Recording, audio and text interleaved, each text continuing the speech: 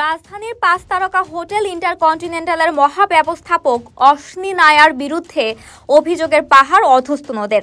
তার দীর্ঘদিনের অনিয়ম ও স্বেচ্ছাচারিতায় অতিষ্ঠ হয়ে পড়েছেন বলে জানিয়েছেন কর্মীরা। এক কর্মচারী চাকরিচ্যুতির ঘটনায় শ্রম আদালতে তার নামে মামলাও চলছে। ২২৬ কক্ষ বিশিষ্ট রেস্তোরাঁর নির্বাহী পর্যায়ের কর্মকর্তা প্রায় ১০০, কর্মচারী ৪০০।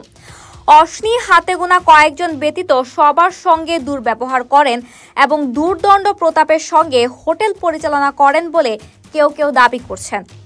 সূত্র জানিয়েছে, এক বিশেষ অতিথির জন্য BMW গাড়ি ভাড়া করার প্রক্রিয়া নিয়ে অনিয়মের অভিযোগ তুলে হোটেলের কর্মকর্তা মনিরুজ্জামান হাওলাদারকে গত বছরের ফেব্রুয়ারিতে চাকরিচ্যুত করা হয়।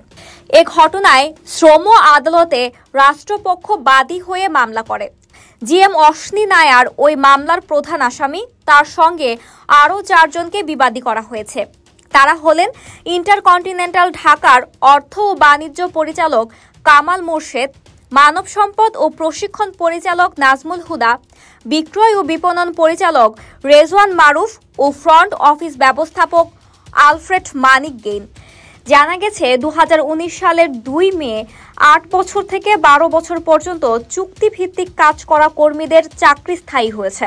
এসব কর্মীর মোবাইল ফোন রেখে ডিউটি শুরু করতে হয়। ৮ ঘন্টা শেষে হাতে পান ফোন। এর মধ্যে কোনো অনিয়ম, স্বেচ্ছাচারিতা বা দুর্নীতি নিয়ে কথা বলেই নিস্তার নেই। হঠাৎ একটি কক্ষে নিয়ে দরজা বন্ধ করে পদত্যাগ করতে বাধ্য করা হয়। ভিন্ন মতে ট্যাগ লাগিয়েও কর্মীদের অনেকে চাপে রাখেন অশ্বিনী।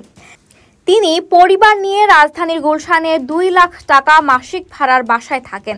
অথচ মিরপুর ১৩ নম্বরে বাংলাদেশ সার্ভিসেস লিমিটেডের কমপ্লেক্সে কর্মকর্তা কর্মচারীদের আবাসনের ব্যবস্থা রয়েছে। এছাড়া নিজেকে আগের প্রধানমন্ত্রীর বেসরকারি শিল্প ও বিনিয়োগ বিষয়ক উপদেষ্টা সালমান এফ রহমান এবং সাবেক পররাষ্ট্র উপদেষ্টা গওহর রিজভীর কাছের লোক বলে প্রচার করে প্রভাব বিস্তারের চেষ্টা করতেন।